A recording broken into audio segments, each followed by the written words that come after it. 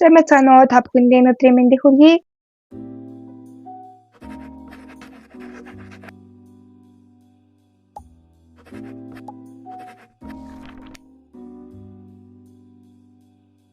Өнөөдрийнхөө бичлэгээ энэ нь 3 сард болсон сонирхолтой K-pop мэдээллүүдийг хүргэх байгаа.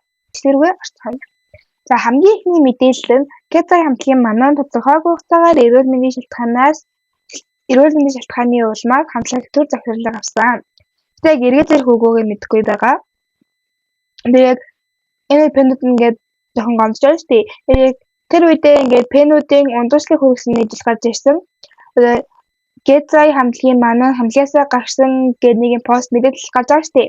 Тэр постныхон доор одоо K-pop хамтлагийн гишүүн Даниэлагийн аав энэ нь жоохон мананыг үзэн ядсан жоохон үл тоомсорлсон гэдэг ч юм уу одоо тийм байдалтай зүйл бичсэн байсан. Тэрнээ юу гэсэн бэ гэхлээр одоо K-pop нэг охингүйч ингээд үйл ажиллагаатай явуулж чадна гэдэг утгатай ер нь пост хийсэн байсан. Тэгээд ер нь пенүүд нь одоо ер нь K-pop дэмждэг хүмүүс гээд K-pop одоо Даниэлагийн аав охиныхоо мөрөөдлийг охиныхоо дуртай зүйлийг нь өөрөө л үгүй жинда гэсэн юм юу нь бодол байсан. За хоёрт Big Bang хамтлаг энэ жил 20 жилийн ойгоо тохиолдуулан дэлхийн хэмжээний дэлхийд төрсэн аялал хийгээр болсноо зарласан байна. Даниэлагтай холбоотой нэг зүйл байгаа. Цагийн бүх гишүүд нэг юм нэвтрүүлэгт оролцсон баггүй юу?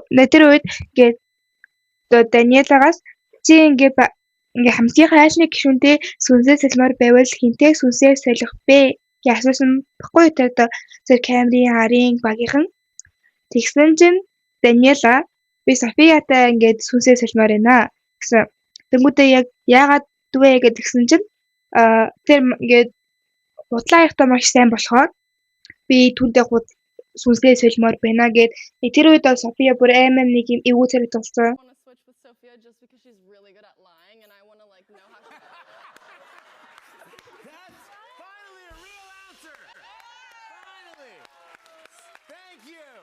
Thank you for your honesty. I'm like, how does she like keep that like straight face? And I can never tell if she's like being for real or not. So yeah, I want to try.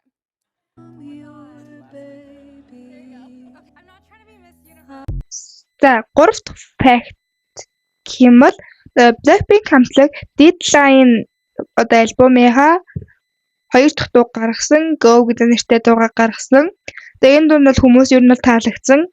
Гэтэ яг энэ дуу бусад дуунуудаа бодвол яг миний бодлоор ийм нэлээд аяйхтай дуу байсан. Тэгээд ер нь яг энэ ингээд арай өөр эрен үе рүү одоо арай өөр нэг юм байдал руу оруулсан ийм music video байсан. Ер нь л ингээд бас Jisooгийн нэг ингээд арьсаа хуйлмуулсан хэсэг бол үнэхээр гоё байсан. Тэгээд энд бол пенүүдийн сэтгэл маш хүрсэн. Тэгээд эцэст нь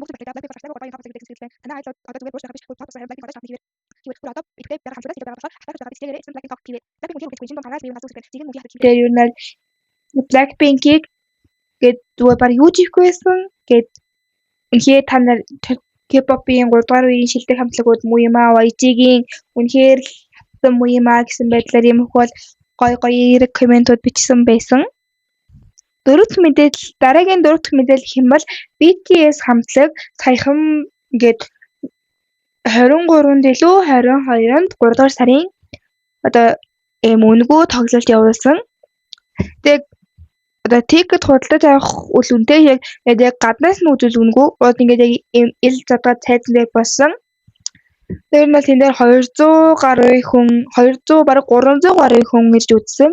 Маш гоё болж илээ. Тэгээд Netflix-ээр одоо шууд дамжуулж ирсэн. Тэгээд бас зарим YouTube платформуд дээр одоо хаягууд дээр бас ингээд дамжуулж байсан. Тэгээд BTS хамтлагийн Arirang цомог гэдэг саяхан гаргасан цомог дээр Rosella болон Bad Bunny нар одоо продюсераар ажилласан. Тэгэхээр ингээд хүмүүс үүнийг сонсчод тэгвэл энэ Arirang ч угаасаа ийм үнэхээр шилдэг цомог болчихлээ гэж ярьсан байна. Өнөөдөр дэд тоглолтын үеэр RM хөлөө гэмтээгээд тэгээ ингээд нь суугаад байсан. Нэг яагаад гэсний мэдэхгүй байна. Ямар ч тач хөлөөг юмтэйгээ суугаад тоглолтоо өргөжлүүлж байсан. Тэгээд тоглолтын эхлэлийн үеэр хөлөө ингээд бугалгаараа гисгсэн байж магадгүй. Тэгээд бас Жимийн үсээ ургуулад шаргал үстэй болсон байлээ. За дараагийн 5 дахь мэдээлэл нь болохоор The Seraphim хамтлаг 4 сард comeback хийнэ. Stray Kids хамтлагийн хянжийн Guess Brandy албан ёсны дэлхийн төлөөлөгч өрн зарлагдсан байна. Дараагийн мэдээлэл нь Blackpink хамтлагийн Lisa Louis Vuitton-ы загварын шоунд хүрэлцэн ирсэн байна. За дараагийн мэдээлэл нь Blackpink хамтлагийн Jisoo маань 4 сарын 23 болох Cannes International Series Festival-ийн ягаан хивсний арга хэмжээнд оролцох нь 3 сарын 11-ний өдөр батлагдсан байна. Тэгээд Jisoo маань Madame Figaro гийн Rising Star Award гэх шагналыг хүртэх болсон байна. Тэгээд яг энэхүү шагналыг хүртэж байгаа анхны Солонгос жүжигчин, анхны Азийн жүжигчин, мөн анхны K-pop артист бол энэ түүхэн 3 түүх бүтээж байна. Ийм гоё дурсгалтай анхны бүтээлчдүүдийг бүтээж байна. Netflix-с гаргасан K-pop Demon Hunters гэх байдаг шүү дээ. Тэр киноны 2 дахь сизон гаргахаар албан ёсны мэдээлэл хийсэн байна. Тэгээд энэ K-pop Demon Hunters 2 бүлэг гэх юм уу 2 ангитай болох нэ гэсэн үг. Дараагийн мэдээлэл нь одоо ер нь бидний яриа хамгийн сүүлийн мэдээлэл нь Навилер хамтлагтай холбоотой. Одоо шууд амжилттай ингээ шоунд орсон чинь сая ингээд алдчихл би бүжгээ.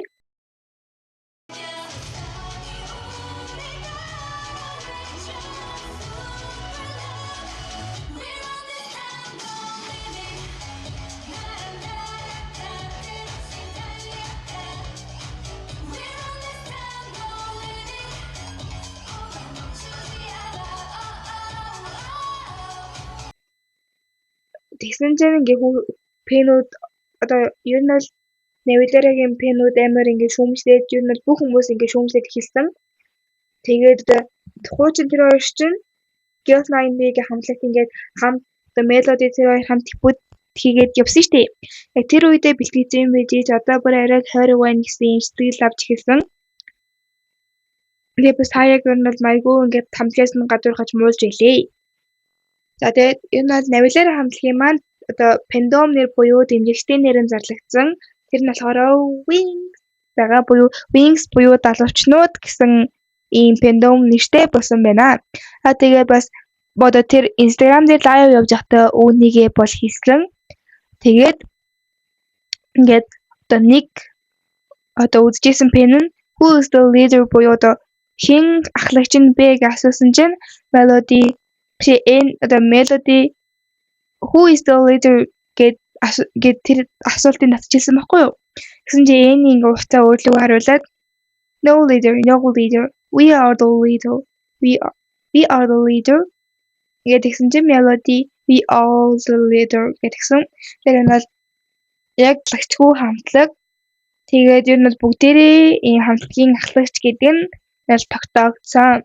Тэгээд энэ үрээд бичлэг маань өндөрлөж байна. Дараагийнхаа бичлэгээр уулзах хүртлээр баяртай.